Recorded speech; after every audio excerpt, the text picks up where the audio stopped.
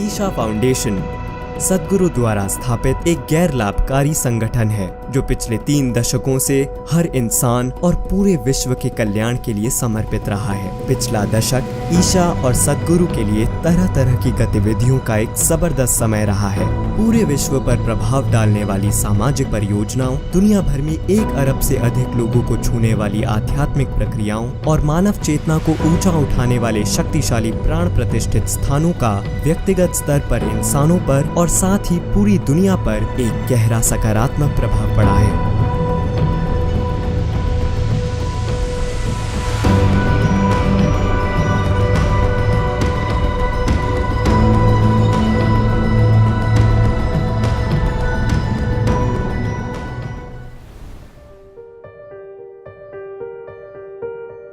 पिछले 1 दशक में सद्गुरु ने स्कूलों, कॉलेजों, कार्यालयों और घरों में व्यक्तिगत कार्यक्रमों, ऑनलाइन कार्यक्रमों और बड़े पैमाने पर आयोजित समारोह के माध्यम से आत्म रूपांतरण के निःशुल्क साधन भेंट किए हैं। ये सरल अभ्यास समाज के सभी वर्गों के लोगों की अपना जीवन अपने हाथों में लेने में मदद करते हैं। संयुक्त राष्ट्र मुख्यालय न्यूयॉर्क में आयोजित अंतर्राष्ट्रीय योग दिवस समारोह में सद्गुरु को अग्रणी भूमिका निभाने के लिए आमंत्रित किया गया था। योग की मदद से सतत विकास लक्ष्यों को प्राप्त करने की संयुक्त राष्ट्र की कोशिश का सद्गुरु एक प्रमुख हिस्सा रहे हैं। हम आपसे ये जानना चाहते हैं कि योग के बुनियादी सिद्धांतों को पूरे संयुक्त राष्ट्र प्रणाली में कैसे लागू किया जा सकता है। योग का मतलब है कि आप अपनी व्यक्तिगत सीमाओं को मिटा दें। ये चीज लोगों के अनुभव में लाना कि जिसे वे मैं मानते हैं वो उनकी भौतिक प्रकृति की सीमाओं के भीतर नहीं है। अगर ये एक जीवंत सच्चाई बन जाए तो जो लक्ष्य संयुक्त राष्ट्र ने दुनिया के लिए बनाए हैं उन्हें हासिल करना कहीं ज्यादा संभव हो जाएगा। सद्गुरु, आप अंतर्राष्ट्रीय योग दिवस पर सियाचिन में थे। वहाँ का आपका अनुभव कैसा रहा? पूरी दुनिया भीतरी खुशहाली के लिए भारत की ओर मुड़ रही है। हमें इस चीज को हमारे सुरक्षा बलों तक पहुंचाना ही होगा ताकि हमारे सैनिकों और अधिकारियों के पास अपने मन और आंतरिकता को मैनेज करने की बेहतरीन क्षमता हो।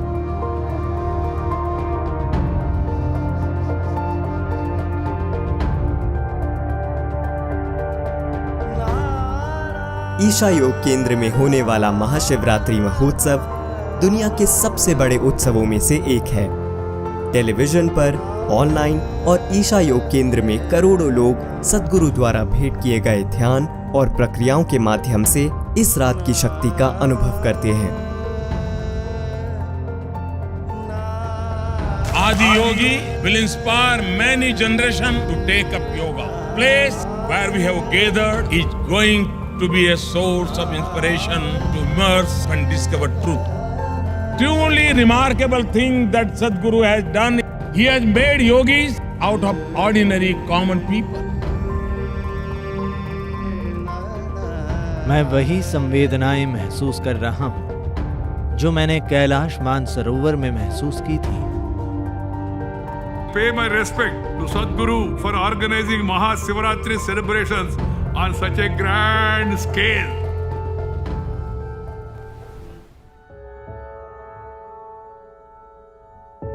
मेरा काम है रहस्यमय को सरल और सुलभ बनाना। आपको अपने तर्क को विकसित करके स्थापित करना होगा और फिर उसे पार कर जाना होगा। अगर आप तर्क को पार नहीं करते तो जीवन का जादू, जीवन का रहस्य और अस्तित्व की रहस्यमय प्रकृति आपको कभी नहीं छू सकती। ऐसा नहीं है कि इंसान यहाँ या वहाँ जाए बिना परम सत्य तक नहीं पहुँच सकता। वो इसे अपने भीतर ही प्राप्त कर सकता है, लेकिन फिर भी अपने जीवन में सही समय पर सही जगहों पर जाने से निश्चित रूप से ये प्रक्रिया तेज हो जाती है।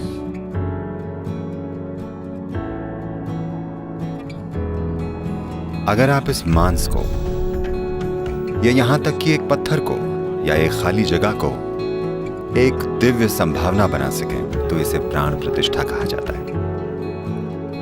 जरूरी नहीं है कि आपका विकास डार्विन के पैमाने पर हो। प्राण प्रतिष्ठित स्थान में रहकर आप आसानी से छलांग लगाकर तेजी से आगे बढ़ सकते हैं।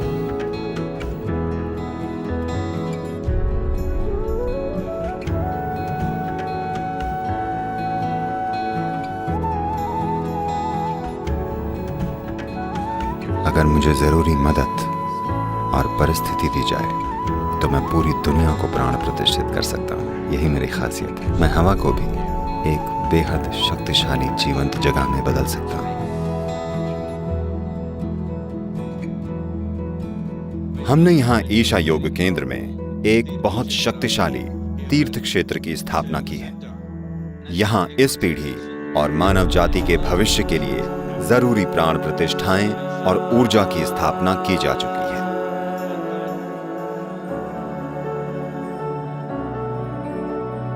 हमने यहाँ इन पिछले 3 दिनों में जो किया है, आप सभी की इसमें एक भूमिका रही है। ये आने वाले वर्षों में पूरे क्षेत्र को रूपांतरित कर देगा।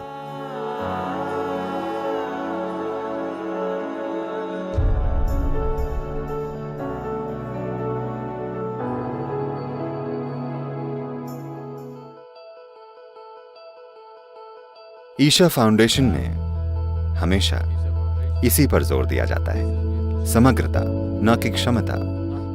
मैं उन्हें क्षमता दूंगा। हम लोगों में क्षमता डाल सकते हैं, पर उनमें शरीर, मन और ऊर्जा की बुनियादी समग्रता होनी चाहिए। समाज में ऐसे लोगों की जरूरत है जो दूसरों की खुशहाली के लिए खुद को समर्पित करने को तैयार हो। तो आध्यात्मिकता को इसकी मौलिक शुद्धता में बनाए रखने और इसे पीढ़ी दर पीढ़ी प्रसारित करने के लिए ब्रह्मचारी भविष्य के लिए एक निवेश है। अगर आप कुछ ऐसा कर सकें जो आपसे बहुत बड़ा है, तो ये एक इंसान के लिए सबसे बड़ा सौभाग्य है। तो जब आप योग सिखाना शुरू करेंगे तो कई दूसरी चीजें होंगी जो आप खुद नहीं समझ पाएंगे। तो ऐसे लोगों को बनाना जो आध्यात्मिक रूप से मजबूत हो, यानी आध्यात्मिक प्रक्रिया सिर्फ सुबह और शाम की बात ना हो, ये बस आपकी सांस की तरह लगातार चालू और उतनी ही वास्तविक हो, क्योंकि इन लोगों के बिना कोई आध्यात्मिक आंदोलन तैयार नहीं किया जा सकता है। ईशा योग कार्यक्रमों का विस्तार जारी है। सबसे प्रमुख इनर इंजीनियरिंग कार्यक्रम अब 14 भाषाओं में ऑनलाइन उपलब्ध है। आपकी खुशी और दुख, आपका प्यार और नफरत, आपका दर्द और सुख, या ये सभी अनुभव आपके द्वारा बनाए हुए हैं। आप इसे अपने हाथों में ले सकते हैं और आपको लेना चाहिए। आप खुद अपना जीवन बनाते हैं। इनर इंजीनियरिंग एक ऐसी प्रक्रिया है जो आपको जीवन को मनचाहा रूप देने के साधन देने के लिए बनाई गई है। इनर इंजीनियरिंग प्रक्रिया ने लोगों को स्पर्श किया है और विभिन्न पृष्ठभूमि के लोगों को इससे लाभ मिला है, जिसमें व्यवसायी, छात्र, गृहिणियां, सार्वजनिक हस्तियां, ग्रामीण समुदाय और जेल के कैदी शामिल हैं। हमने पिछले 3 वर्षों में ईशा योग पर कुछ शोध भी किए। ये उस जीन्स को सक्रिय कर रहा है जो कोरोना वायरस को कोशिका को संक्रमित करने से रोकने के लिए महत्वपूर्ण है। हमने देखा कि डिप्रेशन और घबराहट के केसेस में 50% की कमी पाई गई। सद्गुरु ने ईशा के हठ योग स्कूल की भी शुरुआत की। वे लोग जो मानसिक क्षमता के एक स्तर को बनाए रखना चाहते हैं और खुद को ऐसा बनाना चाहते हैं कि उनका शरीर उनके जीवन में बाधा न बने, वे सभी धीरे धीरे योग करने लगे हैं। पूरी दुनिया में अगर हम सभी सही चीजें करते हैं तो आने वाले 15 सालों में मानव चेतना में एक बहुत बड़ा बदलाव आएगा। सद्गुरु ने साधनापाद कार्यक्रम की शुरुआत की है, जिसमें प्रतिभागी ईशा योग केंद्र में रहकर शक्तिशाली प्रक्रियाओं के माध्यम से आंतरिक खुशहाली पा सकते हैं। ये कार्यक्रम दुनिया भर से आए साधकों को निःशुल्क भेंट किया जाता है। वे अलग अलग जगहों पर वॉलंटियरिंग करेंगे, लेकिन इसका उपयोग आपके विकास के लिए एक साधना की तरह किया जाएगा। 6 महीने के अंदर अपने शरीर में आपको ज्यादा मजबूत और युवा हो जाना चाहिए। अपने मन में आपको अधिक तेज और स्थिर हो जाना चाहिए। अपनी भावनाओं में आपको बहुत स्पष्ट हो जाना चाहिए। अपनी ऊर्जाओं में आपको तीव्र और स्थिर हो जाना चाहिए। हम इस तरह के लोगों को दुनिया में लाना चाहते हैं।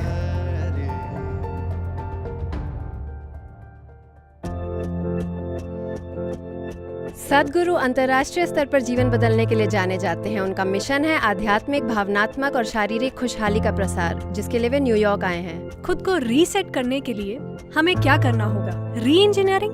ये इनर इंजीनियरिंग है। हमारे भीतर की चीजें हमारे हिसाब से नहीं हो रही हैं, क्योंकि हमने खुद को अपने हिसाब से नहीं बनाया है। अच्छी इंजीनियरिंग यानी इसे हमारे हिसाब से काम करना चाहिए, है ना? अगर अमेरिका लीडर्स और आम आदमी की चेतना को विकसित करने में निवेश करता है तो उनमें दुनिया के जीने के तरीके को बदलने की जबरदस्त क्षमता है। अपनी नई पुस्तक इनर इंजीनियरिंग में योगी सद्गुरु बताते हैं कि योग क्या है और क्या नहीं है। मेरी उस समानता में बहुत दिलचस्पी है जो विज्ञान और अध्यात्म की हमारी दुनियाओं के बीच है। मुझे लगा हम एक ही धरती पर रहते हैं। एक बड़ा अध्ययन सामने आया है। अमेरिका में 54% चिकित्सक तनावग्रस्त पाए गए हैं। दुनिया के चिकित्सक कम से कम उन्हें सेहत और जीवंतता का उदाहरण बनना चाहिए। ऐसा होना ही चाहिए। हमारी ओर से जो कुछ भी जरूरी है हम येल और आपके लिए करने को तैयार हैं। सर डूलिटल, आपका बहुत बहुत धन्यवाद। मुझे पता है कि आपने हार्वर्ड मेडिकल स्कूल और बेथ इजराइल अस्पताल में सद्गुरु सेंटर फॉर कॉन्शियस प्लैनेट शुरू किया है। मनुष्यों के रूप में हम बेहद सशक्त जीवन हैं। जो काम 10,000 लोग नहीं कर सकते थे, आज एक व्यक्ति कर सकता है। जब हमारे पास ऐसी क्षमता हो तो ये बहुत ज्यादा महत्वपूर्ण है कि व्यक्तिगत स्तर पर इंसान चेतना की एक ऊंची अवस्था में हो। यह अद्भुत अनुभव है। मैं इस अद्भुत व्यक्ति सद्गुरु से बात करके बहुत सम्मानित महसूस कर रहा हूँ, जो मूल निवासियों की संस्कृति को जानने के लिए अद्भुत यात्रा पर है। आसपास की हर चीज के लिए पूरा जुनून और अपने खुद के जीवन और अपनी खुद की मृत्यु के प्रति अनासक्ति। मुझे लगता है कि आधुनिक समाजों को प्राचीन समाजों से काफी कुछ सीखने की जरूरत है।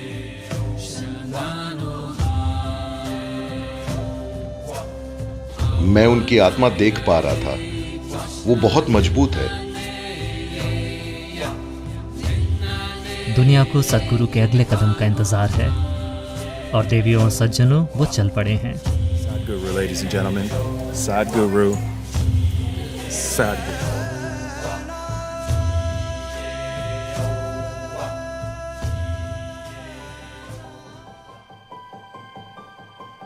सद्गुरु का नेतृत्व के साथ जुड़ाव पिछले 1 दशक में जारी रहा है। वैश्विक व्यापार मंचों, नेतृत्व संस्थानों और कॉरपोरेट आयोजनों में सद्गुरु की बहुत मांग रही है और दुनिया भर के विभिन्न प्रभावशाली नेताओं के साथ भी वे जुड़े रहे हैं। सद्गुरु, मुझे खुशी है कि आप आज यहाँ विश्व बैंक में हमारे साथ हैं और मैं जानती हूँ कि मेरे कई सहयोगी आपकी शिक्षाओं का पालन करते हैं। पिछले 20 सालों में मेरा मूल कार्य नेतृत्व के साथ रहा है। नेतृत्व के अनेक स्तर, व्यावसायिक नेतृत्व, नौकरशाही नेतृत्व, सामाजिक नेतृत्व और राजनीतिक नेतृत्व। मेरा काम काफी हद तक लोगों को उनकी व्यक्तिगत महत्वाकांक्षाओं से एक बड़े दृष्टिकोण की ओर ले जाना रहा है। एक दिव्यदर्शी और एक गुरु होने के नाते आप पूंजीवाद, व्यापार और भौतिकवाद के बारे में क्या सोचते हैं? व्यवसायों को इस तरह से तैयार किया जाना चाहिए कि आपको दुनिया की समस्याओं को हल करने के बारे में सोचना चाहिए, न कि सिर्फ कुछ अजीबोगरीब महत्वाकांक्षाओं के बारे में। हम ज्यादा से ज्यादा लोगों के जीवन को कैसे प्रभावित कर सकते हैं और कहां? सद्गुरु ने सचेतन नेतृत्व की जरूरत के बारे में जो गति और जागरूकता पैदा की है, उसे आगे बढ़ाते हुए सन 2012 में उन्होंने ईशा लीडरशिप अकेडमी की शुरुआत की, जो 4 दिन के वार्षिक लीडरशिप कार्यक्रम इनसाइट और 3 दिन के human is not a resource सम्मेलन भेंट करती है। बहुत ही जबरदस्त, वास्तव में अद्भुत, अविश्वसनीय। मैं वर्षों से कई व्यावसायिक सेमिनारों में गया हूँ। मुझे यकीन है कि ये अब तक का सबसे बेहतरीन है।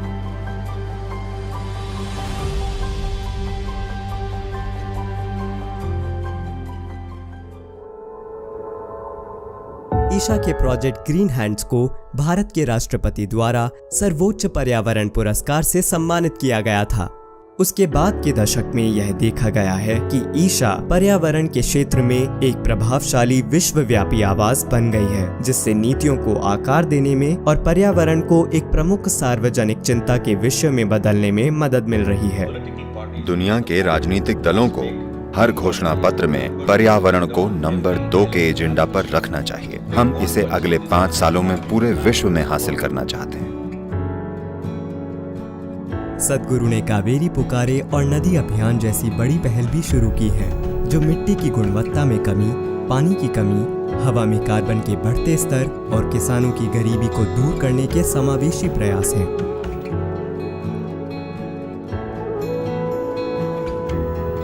नदी अभियान मोटे तौर पर एक जागरूकता अभियान था, ताकि हम अपनी नदियों संबंधी नीतियों में बदलाव लेकर आएं।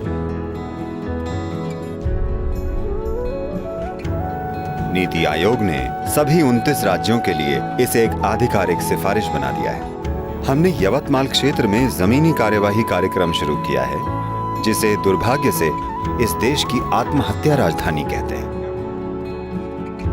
ये कार्यवाही वघाड़ी नदी के लिए है, जो 54 किलोमीटर के इलाके में फैली हुई है। कावेरी पुकारे एक परियोजना है जिसमें किसानों, सरकार और व्यापक नागरिक समाज की साझेदारी है। अब हम बहुत बड़े पैमाने पर पेड़ों पर आधारित कृषि की ओर बढ़ रहे हैं। यहाँ हमें नदी को पुनर्जीवित करने के लिए 2.42 अरब पेड़ों की जरूरत है। अब सरकार सब्सिडी दे रही है और नीति में ढील मिली है कि हम जब चाहें पेड़ों को उगा सकते हैं और काट सकते हैं।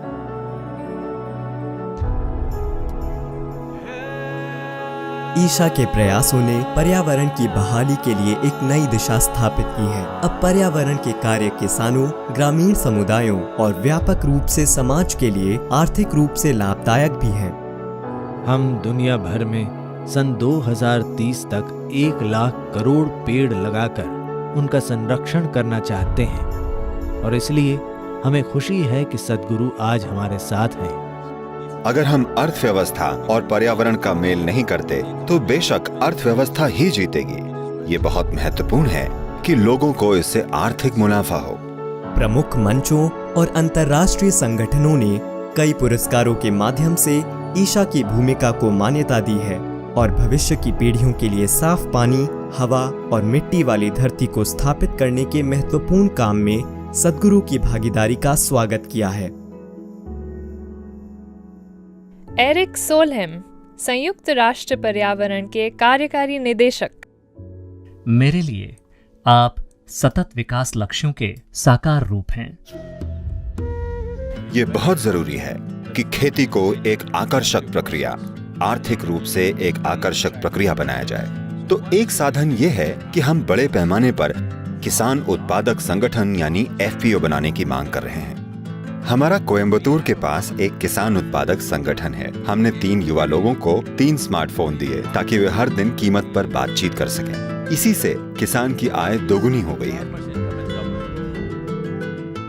हम ईशा फाउंडेशन के साथ काम करके बहुत खुश हैं। हमें पूरी उम्मीद है कि न केवल भारत में बल्कि दुनिया के अन्य हिस्सों में दुनिया भर से आपके जैसे और नेता आगे आएंगे। सद्गुरु विश्व पर्यावरण दिवस 2018 पर शुरू किए गए सिंगल यूज प्लास्टिक पर रोक लगाने के आंदोलन में भी एक शक्तिशाली प्रभाव थे।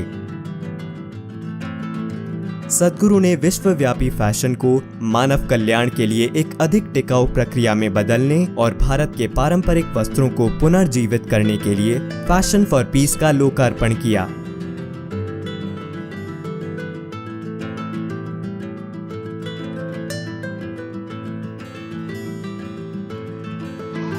नमस्कारम, मेरा नाम अपर्णा है। मेरी माँ एक दर्जी है। मुझे ये स्कूल बहुत पसंद है। ईशा की ग्रामीण शिक्षा परियोजना ईशा विद्या अब 2 राज्यों में 10 स्कूल चलाती है, जिनमें 8,900 छात्र पढ़ते हैं। ये स्कूल तमिलनाडु और आंध्र प्रदेश में हैं।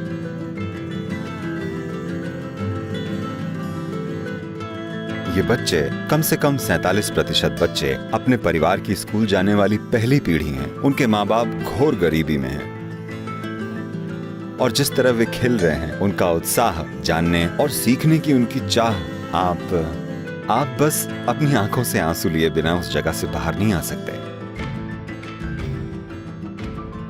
ये स्कूल आदर्श स्कूलों के रूप में भी काम कर रहे हैं, जिससे पूरे क्षेत्र में शिक्षा का स्तर ऊंचा किया जा सकता है। हमारे पास सरकारी स्कूल अपनाने के सरकारी आदेश हैं और साथ ही दिन का भोजन देने के भी। हम अपने जबरदस्त प्रेरणा से भरपूर 8 से 10 शिक्षक लगाते हैं जो इस काम के लिए प्रशिक्षित हैं, और वे कमजोर छात्रों को पहचान कर उनकी मदद करते हैं। सद्गुरु भारत और दुनिया भर में शिक्षा के तरीके में बदलाव लाने में भी योगदान और मार्गदर्शन दे रहे हैं। अगले 25 सालों में दुनिया किस तरह की होगी, ये इससे तय होगा कि अभी हम क्या कर रहे हैं। हमारे स्कूलों और घरों में किस तरह की शिक्षा दी जा रही है। शिक्षा कोई प्रोडक्शन लाइन नहीं है, ये एक प्राकृतिक घटना है। एक समाज के रूप में क्या हम एक ऐसा वातावरण विकसित करने के लिए तैयार हैं जो एक बच्चे के लिए सर्वोत्तम संभव तरीके से बड़ा होने के लिए मददगार हो? ये वो सवाल है जो हम सभी को पूछना चाहिए। समावेशी शिक्षा के लिए सद्गुरु के विचार अफ्रीका तक पहुंच गए हैं। युगांडा में सद्गुरु स्कूल ग्रामीण अफ्रीकी युवाओं को अंतर्राष्ट्रीय स्तर की शिक्षा और भीतरी संतुलन और स्पष्टता के लिए साधन प्रदान करते हैं।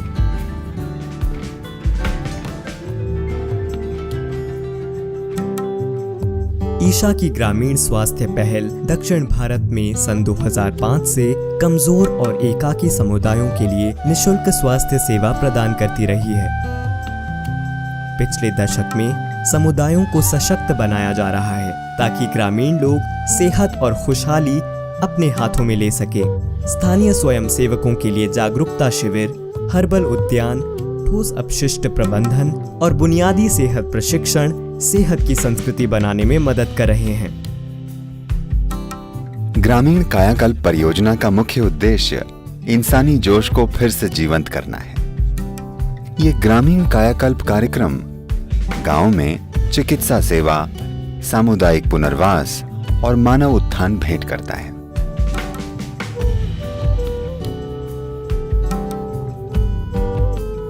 तमिलनाडु के लिए आपने एक ऑर्गेनाइज वे में रचना करके काम को एक स्थायी रूप दिया है। मैंने तो आपके प्रयासों को खुद देखा है। कई सालों से जब भी इस क्षेत्र में प्राकृतिक आपदाएं आई हैं, ईशा के स्वयंसेवक आपदा राहत प्रयासों में भी सबसे आगे रहे हैं। विश्व स्तर पर सेहत की संस्कृति स्थापित करने के लिए सद्गुरु दुनिया भर के नेताओं और संस्थानों के साथ भी काम करते रहे हैं। सबसे अच्छा ये होगा कि हम मानव खुशहाली को देखें, न कि मानव स्वास्थ्य को। तभी आप इस पर विचार करेंगे कि एक इंसान पूर्ण कैसे बनता है और हर चीज पर एक साथ ध्यान देंगे। हमें सेहत की संस्कृति लानी है, जहां हर इंसान अपनी सेहत के लिए प्रतिबद्ध हो। अगले 25 सालों में सेहत की संस्कृति लाई जा सकती है, अगर ऐसा कर दिखाने के लिए जरूरी प्रतिबद्धता हो। लगभग 70 देशों और क्षेत्रों के 3 अरब से अधिक लोगों को घर पर रहने के लिए कहा गया है। कोरोना महामारी की वजह से आज हम बहुत अनिश्चित समय में रह रहे हैं। आपके अनुसार एक इंसान के रूप में, एक समाज और एक देश के रूप में कोरोना महामारी से हमें कौन सी सबसे बड़ी सीख मिली है? ये एक ऐसा समय है जब हर इंसान को हर संभव तरीके से एक बेहतर इंसान बनने की कोशिश करनी चाहिए। शारीरिक, मानसिक, भावनात्मक रूप से हम जो भी करते हैं उसमें हमारी काबिलियत के रूप में हम एक बहुत ही सरल शक्तिशाली प्रक्रिया भेंट कर रहे हैं, जिसे सिंह क्रिया कहते हैं। ये एक ऐसी प्रक्रिया है जो बीमारी से लड़ने की ताकत बढ़ाती है। मैं एक एनेस्थेसियोलॉजिस्ट हूँ। क्रिया करने के तुरंत बाद मैंने अपनी सांसों की नली में ठंडक महसूस की। सांसों की नली बहुत साफ महसूस हो रही है। फिलहाल सभी चिकित्सा कर्मियों, डॉक्टर्स और नर्सों के लिए हम इनर इंजीनियरिंग ऑनलाइन निःशुल्क भेंट कर रहे हैं। इनर इंजीनियरिंग ऑनलाइन करके आप अपने सोचने और महसूस करने के तरीके में एक तरह का संतुलन और नियंत्रण ला सकते हैं। ये सारा ज्ञान जो सद्गुरु जी ने हमें दिया है, आपका बहुत बहुत धन्यवाद। हमें मन को शांत करने के लिए वाकई किसी की जरूरत थी। धन्यवाद सद्गुरु। इस मुश्किल समय में ये मेरी प्रतिबद्धता है कि लोग भूख से न मरें। ईशा के कोविड सहायता प्रयास के एक हिस्से के रूप में ईशा स्वयंसेवक ग्रामीण क्षेत्रों में काम करके ये सुनिश्चित कर रहे हैं कि आर्थिक कठिनाइयों का सामना कर रहे कमजोर समुदायों को भोजन और बुनियादी सुविधाएं मिले। फ्रंटलाइन वर्कर्स को कोरोना से बचाव के लिए निःशुल्क पीपीई किट भी दी गई।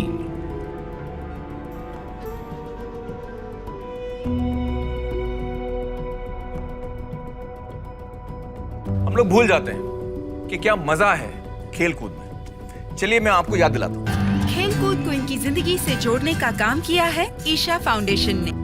ईशा ग्रामोत्सवम ग्रामीण भारत के जोश का उत्सव मनाने के लिए एक बड़े पैमाने का आंदोलन बन गया है, जो तमिलनाडु में फैल चुका है और आंध्र प्रदेश में भी शुरू हो गया है। खेल, नृत्य और विभिन्न ग्रामीण कला रूप फिर से दैनिक जीवन का हिस्सा बन रहे हैं और ग्रामीण समुदायों को बदल रहे हैं। इन खेलों ने लोगों के बीच जाति और पंथ से परे एक स्तर की एकजुटता ला दी है। हर जाति और समूह के सभी लोग सब एक साथ आकर एक खेल खेलते हैं और एक टीम की तरह महसूस करते हैं। ये गांव में कोई मामूली बदलाव नहीं है। Congratulating Sadhguruji and Isha Foundation for doing such a fantastic job. I've heard so much about this, but to be actually present here and to witness has been simply incredible. इस राज्य में कई कला रूप हैं और कई तरह के उत्सव मनाए जाते हैं। हम इनमें से 15-20 को चुनकर उन्हें गांव में जीवित रखने की कोशिश कर रहे हैं। ये बहुत ही अच्छी बात है कि यूनिसेफ जैसी अंतर्राष्ट्रीय संस्था ने इस मुद्दे को उठाया है। सबसे जरूरी ये है कि हम इस देश के लोगों को प्रेरणा, स्वास्थ्य और खुशहाली के एक ऊंचे स्तर पर रखें। ईशा को भारत के राष्ट्रपति द्वारा भारत के खेल विकास पुरस्कार से सम्मानित किया जा चुका है। भारत के युवा और खेल मंत्रालय ने भी ग्रामीण युवाओं के लिए खेल से जुड़ी अपनी विशेषज्ञ समिति में ईशा को शामिल किया और इसे एक राष्ट्रीय खेल प्रचार संगठन के रूप में मान्यता दी।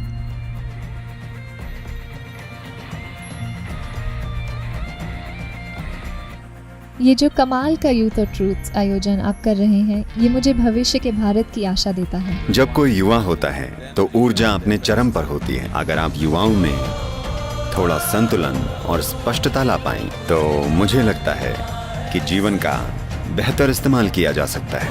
हम सभी से संबंधित बातें हुई और जैसे सद्गुरु ने उत्तर दिए, हम बहुत आसानी से उनसे जुड़ पाए। हम लोग ये तय नहीं कर पाते कि हमें क्या करना चाहिए और जीवन में आगे की योजना कैसे बनानी है। ये बहुत अच्छा है कि वे इस उम्र में हमारे लिए ये कर रहे हैं। आज तकनीकी की मदद की वजह से, कई तरह की तकनीकी शक्तियों और सुविधाओं की वजह से दुनिया में लोगों के एक बड़े समूह के लिए जीवन यापन की अच्छी व्यवस्था हो गई है। मुझे लगता है कि ये सबसे अच्छा समय है इस संभावना को आजमाने का कि हम वाकई अधिक से अधिक लोगों को उनकी प्रतिभा को प्रकट करने में मदद करें। और अगर हम ऐसा करते हैं तो हम अब तक की सबसे महान पीढ़ियों में से एक हो सकते हैं। इसी आशा और मिशन के साथ यूथ एंड ट्रूथ शुरू किया गया है।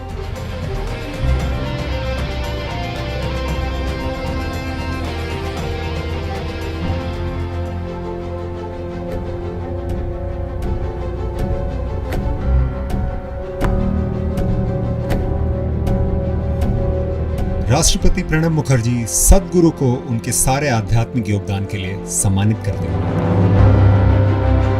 अब सरकार आध्यात्मिक प्रक्रिया को दुनिया में एक शक्तिशाली प्रक्रिया के रूप में पहचानने लगी है। ये पूरा प्रयास एक स्वयंसेवी प्रयास है। इस संगठन को वॉलंटियर चलाते हैं। यहाँ मौजूद 4000 से ज्यादा पूरा समय देने वाले स्वयंसेवक और 70 लाख से ज्यादा दूसरे स्वयंसेवकों ने काफी कुछ किया है। उन्होंने अपनी जेब से पैसा खर्च किया है और काफी समय और प्रयास लगाया है। मुझे लगता है कि उन सभी के लिए ये एक अद्भुत स्वीकृति है कि उन्हें देश ने अनदेखा नहीं किया है।